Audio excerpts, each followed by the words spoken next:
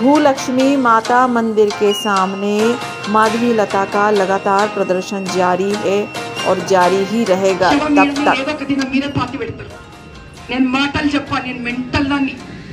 Election రోజు చూసిండ్రు మీరు, నాకు చావంటే భయం లేదు, ఈడనే ఉంటా, నాతో పాటు ప్రతి హిందూ ఇక్కడే ఉంటాడు, అన్నదమ్ములు ఈడనే ఉంటారు, మా అక్క చెల్లెలు ఇక్కడే ఉంటారు.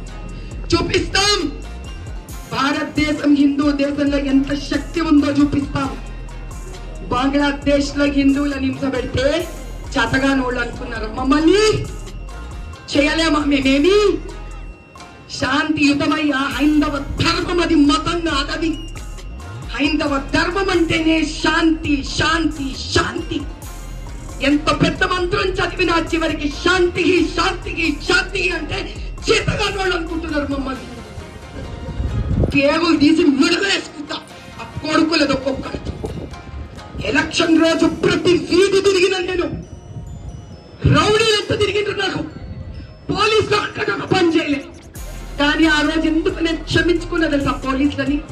వాళ్ళకి ఒక కాపురం ఉంటది, పిల్లలు ఉంటారు, భార్య ఉంటుంది. పోనీ నా అన్నదమ్ములు ఎంతనో వాళ్ళెంత అనుకున్నా. నా దినం వాడు కూడా వాడి ప్రాణం కోసమే కదా పని చేస్తాడు అనుకున్నా. నేను ధర్మం పోతే పోయింది అనుకున్నా. కానీ ఈ రోజు ఏ పోలీసు వాళ్ళే మీరు హిందువులు కాదా? ముందు మీ అమ్మ నాన్న నామకరణం చేసిన హిందూ భగవంతుడి పేరు సచ్చినాక ఎందుకయ్యా ఈ ఉద్యోగాలు మీకు?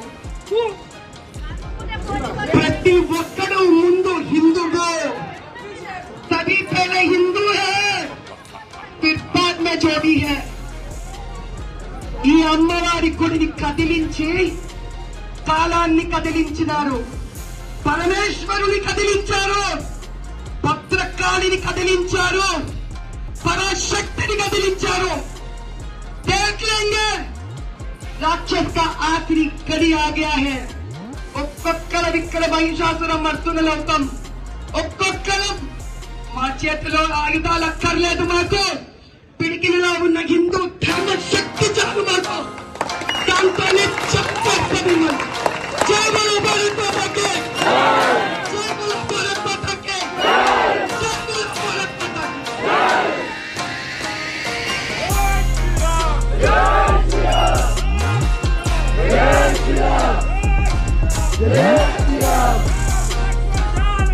जय बोलो हनुमान के, जय बोलो हनुमान के, जय बोलो